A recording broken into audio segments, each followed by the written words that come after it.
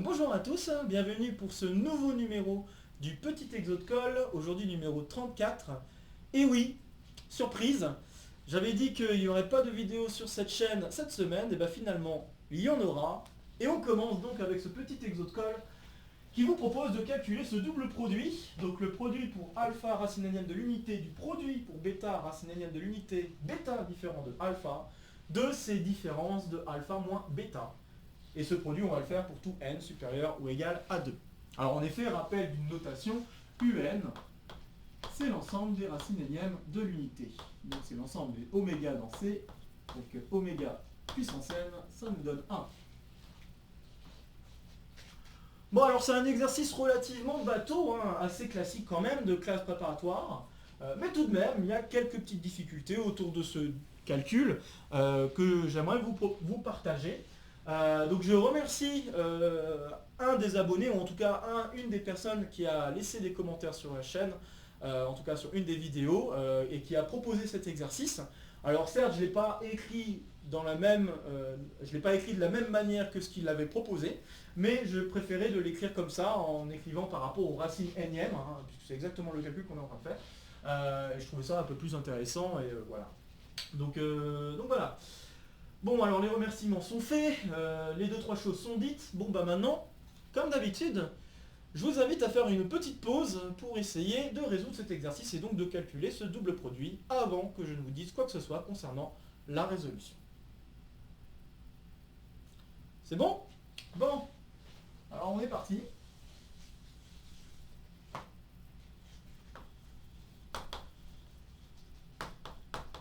Bon, et la première chose qu'il faut remarquer, c'est qu'en fait, le produit qui se trouve ici,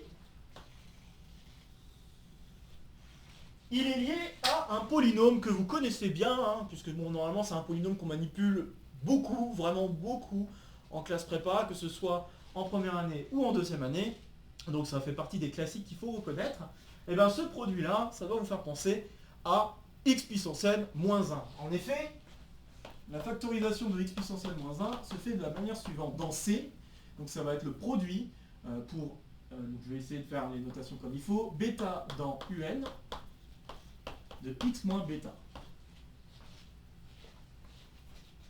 Ok. Et ce qu'il y a d'intéressant, c'est que si on sait qu'un polynôme se décompose de cette manière-là, en termes de produit, et donc notamment qu'on remarque que, disons, une des racines qui est ici alpha, disons par exemple alpha, donc si je prends alpha, une des racines du polynôme, une racine simple du polynôme, eh bien il se trouve que, donc si pour alpha dans un, donc alpha est une racine simple ici, eh bien on va avoir la chose suivante. Donc si je note p de x ce polynôme, eh bien la dérivée de ce polynôme calculé en alpha, ça va être le produit pour bêta dans un, bêta différent de alpha, de x moins, de alpha, pardon, parce que je remplace x, de alpha moins bêta. Alors c'est un résultat pas très difficile à obtenir, il suffit de dériver le produit et avoir la formule de dérivée d'un produit. Donc là je le réécris juste pour ceux qui ont un peu de mal à voir le lien entre ces deux choses-là. Eh bien si vous avez par exemple U1 fois U2 fois U3 jusqu'à fois UN et vous voulez dériver, eh bien la dérivée de ce produit, ça va vous donner, vous dérivez le premier, et puis le reste vous le laissez tel quel, puis vous dérivez le deuxième, en additionnant, et vous laissez tel quel le reste, et puis ainsi de suite, jusqu'à ce que vous dériviez le dernier. Donc je vais écrire le dernier ici, U1, UN-1, UN'. Voilà, puis si vous utilisez cette formule pour ce polynôme-là, qui s'écrit sous forme de produit de polynôme de degré 1, et puis ensuite que vous remplacez x par alpha, vous retrouvez directement le résultat, en tout cas le résultat pour ce cas de figure bien particulier. Mais en fait, on peut le faire de manière générale. Je ne vais pas rappeler ici la méthode générale, c'est quasiment similaire à ce que je viens de faire là. Donc bon, c'est pas la peine, je pense que c'est pas trop la peine d'en parler davantage. Bon voilà, donc, alors je vais effacer ça, parce que bon, c'était juste pour vous dire comment on fait pour reprouver ça, si on veut. Bon voilà, donc maintenant que j'ai dit comment on prouve ça, il suffit de calculer la dérivée du polynôme x puissance n moins 1, et la dérivée de ce polynôme, c'est juste n fois x puissance, donc n fois alpha, parce que je vais tout de suite remplacer x par alpha, alpha puissance n moins 1. Voilà, donc du coup on a déjà une partie de la réponse. Ce double produit qu'on peut appeler, allez on va l'appeler pi n, parce que ça dépend de n. Eh bien ce double produit pi n, c'est en fait le produit pour alpha dans un des n fois alpha puissance n moins 1. Ok, alors maintenant pour continuer le produit, bah là je peux utiliser le fait que faire le produit d'un produit, ça revient à faire le produit du premier facteur fois le produit des deux seconds facteurs. Donc ça va être la même chose que le produit pour alpha dans un des n fois le produit des alpha dans un des alpha puissance n moins 1. Bon, très bien, alors le produit des n c'est assez facile puisque bon, il faut se souvenir que un, le cardinal de un, donc l'ensemble des racines énièmes de l'unité, eh bien il y en a exactement n. D'accord ? Ces racines sont toutes distinctes, etc., etc. On pourrait le retrouver par rapport à cette formule si on voulait, mais voilà, donc il y a exactement n racines. Je pourrais utiliser le fait que les racines s'écrivent sous une certaine forme, mais je l'utiliserai un petit peu plus tard, donc j'en parle pas là tout de suite, mais je vais en parler à un moment donné. Si vous voulez justifier ça, vous pouvez utiliser cette histoire d'exponentielle, notamment. Mais bon, là, je l'utilise sans vergogne. C'est pas très difficile de s'en convaincre. Donc là, on va obtenir n puissance n, puisque nous allons avoir donc n fois n fois n, n fois. Donc ça va nous donner n puissance n. Alors maintenant, le deuxième produit. Alors là, vous avez le choix. Il n'y a pas qu'une seule manière de calculer ce produit. Là, moi, ce que je vous propose, c'est de remarquer en fait que alpha puissance n-1, c'est la même chose que alpha puissance moins 1. Première chose. Et ensuite, en remarquant que le morphisme qui va de alpha vers alpha moins 1 est un isomorphisme, donc c'est-à-dire c'est une bijection, si vous voulez, en remarquant ça, eh bien, je peux dire que le produit qui est écrit ici, c'est le même que le produit de juste des alphas. Voilà, tout simplement. Donc ça, donc je vais directement écrire le résultat, que ce produit, c'est directement égal au produit pour alpha dans un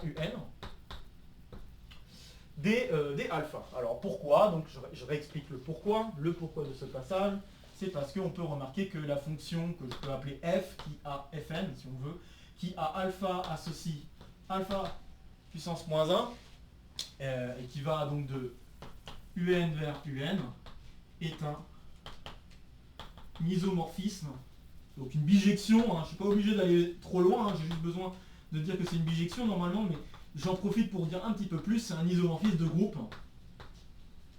puisqu'en fait UN c'est un groupe, donc si on va un petit peu plus loin, c'est même un groupe. Mais j'ai pas besoin de ça pour manipuler le produit, j'ai juste besoin de dire que c'est une bijection, et le fait de dire que c'est une bijection, ça veut dire qu'en fait ce produit-là, c'est le même produit que si je mets les termes dans l'ordre que je veux, donc l'ordre identité si on veut. Et donc voilà, c'est pour ça que ça m'amène à ce produit-là. Et maintenant pour calculer ce produit-là, encore une fois, vous avez deux choix. Soit vous la jouez en disant, en fait le produit des alphas, c'est le produit des exponentielles. D'accord? Donc là je vais me permettre de l'écrire. Donc vous pouvez dire que alpha, les racines énièmes de l'unité, en fait ça peut s'écrire comme exponentielle de 2i k pi sur n avec k qui est compris entre 0 et n strictement. Okay. Si vous utilisez cette formule, eh bien, cette description des racines énièmes de l'unité, eh bien, ce produit-là va pouvoir s'écrire comme produit pour k allant de 0 à n des exponentielles de i de k pi sur n. Donc on se retrouve avec ça. Mais là, produit d'exponentielle devient exponentielle d'une somme. Donc ça va me donner exponentielle de i de... Donc là, je vais tout de suite mettre i de pi sur n. Et en haut, je mets une somme pour k allant de 0, alors pas jusqu'à n, jusqu'à n-1, pardon. Donc jusqu'à n-1 des k. Et là, la somme des k, vous savez ce que ça vaut. Hein. Donc cette somme des k, ça fait n fois n-1. Ici, c'est n-1, hein. D'accord? Je vais jusqu'à n-1. Donc c'est plutôt n-1 fois n divisé par 2. Donc ça me donne exponentielle de i de pi sur n fois n n-1 sur 2. Il y a beaucoup de choses qui se simplifient. Ceci me donne exponentielle de i n-1 pi. Et exponentielle de i pi, je sais que ça vaut moins 1. Donc ça me donne moins 1 puissance... Est-ce que j'ai fait une bêtise? Donc ça me donne moins 1 puissance n-1. En tout cas, bon, apparemment, c'est ça que ça me donne. Alors une autre façon, tout aussi jolie d'avoir le résultat, c'est d'utiliser les relations coefficients-racines. En effet, en utilisant les relations coefficients-racines, on peut se rendre compte que le coefficient constant, ça correspond à un signe près au produit des racines. Donc le signe près, c'est dire que en fait moins 1, donc grâce à... Donc là c'est une deuxième, je vais le laisser en blanc. Donc deuxième façon, la deuxième méthode c'est de dire qu'en fait moins 1 c'est la même chose que le produit des alpha dans UN, des alpha, alors ce fois moins 1 puissance n. D'accord? Donc c'est la relation coefficient-racine, je trouve que c'est assez joli quand même d'y penser. Donc les relations coefficient-racine, vous les connaissez par exemple pour les polynômes de degré 2, si vous vous en souvenez pas. Donc si vous faites les polynômes de degré 2, vous avez ceci, x plus alpha bêta, d'accord? Donc vous savez que ce coefficient-là, c'est donc moins la somme, comme je viens de l'écrire, et le coefficient qui va être ici, ça va être alpha bêta. D'accord? Et puis vous avez le même genre de formule qui existe pour les polynômes de degré 3, polynômes de degré 4, etc. etc. Et ici l'avantage c'est que le coefficient devant le x de puissance la plus grande, donc le coefficient dominant, on appelle ça comme ça, le coefficient dominant du polynôme vaut 1. Donc c'est quand même un gros avantage là par rapport au calcul. Donc ça me dit que ce produit fois moins 1 puissance n me donne moins 1, et du coup ça veut dire que en manipulant ce produit, donc ça c'est la relation... Juste, je vais l'écrire coefficient racine. Voilà, et donc grâce aux relations coefficient racine, j'en déduis également la même chose, que le produit vaut moins 1 puissance n-1. Ce qui est plutôt joli quand même. Bon, conclusion de tout ça, on a donc n puissance n fois moins 1 puissance n-1. Donc ça veut dire que pi n vaut n puissance n fois moins 1 puissance n-1. Et voilà, nous avons terminé l'exercice.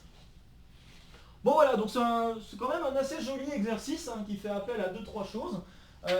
Donc là j'ai essayé de parler d'un peu tous les types de résolutions qu'on pourrait avoir. Je vais essayer de me mettre de côté, mais bon. J'ai essayé de vous parler de tous les types de résolutions qu'on pourrait avoir. Donc là j'ai pensé à faire un isomorphisme, mais si je voulais, j'aurais très bien pu dire, en fait je fais le produit des alphas mis à la puissance n-1, ça marche aussi, d'accord? C'est juste qu'on va se retrouver avec un moins 1 puissance n-1 au carré, mais moins 1 puissance n-1 au carré, c'est la même chose que moins 1 puissance n-1, étant donné que le fait de mettre un nombre au carré, ça ne change pas du tout la parité du nombre.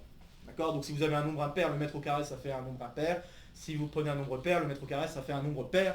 Et donc on peut faire la réciproque, c'est juste par contraposer, si vous voulez, de ces deux propositions, on en déduit que la parité est préservée quand on met au carré. Donc voilà, ça pourrait être encore une autre façon de s'en sortir pour calculer ce produit. Il y a plein de façons de faire. Là, je vous en ai proposé une, mais voilà. Donc, par contre, la première partie du produit, la bonne chose à laquelle il fallait penser, c'était vraiment cette idée de passer par cette dérivée de polynôme. Et je pense que bon là, c'est peut-être un petit peu plus difficile d'essayer de s'en sortir autrement. Il y en a peut-être quelques-uns qui auraient pu penser à essayer de passer par de l'arc moitié, mais faire de l'arc moitié, ça fait intervenir du sinus, et les produits de sinus, ça nous arrange pas beaucoup, parce que, à moins que vous connaissiez déjà le résultat, mais normalement vous ne devriez pas forcément le connaître, ce résultat du produit des sinus de kpi sur n, par exemple, pour k allant de 1 à n. Si vous ne connaissez pas ce résultat-là, il va falloir faire autrement, quoi. Donc c'est pour ça que l'arc moitié, c'était pas une bonne idée ici. Fallait vraiment plutôt passer par ce genre d'idée pour résoudre et calculer ce produit.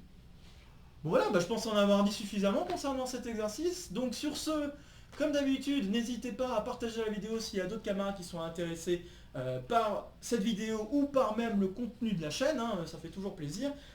N'hésitez pas à laisser un commentaire si vous avez des remarques, des questions, d'autres propositions peut-être pour calculer ce produit qui pourrait marcher. Ça ferait toujours plaisir. N'hésitez pas à laisser un petit pouce si cette vidéo vous a plu. Et comme d'habitude, je vous retrouve très vite pour de nouvelles aventures mathématiques et donc de nouvelles vidéos. A très bientôt, salut à tous!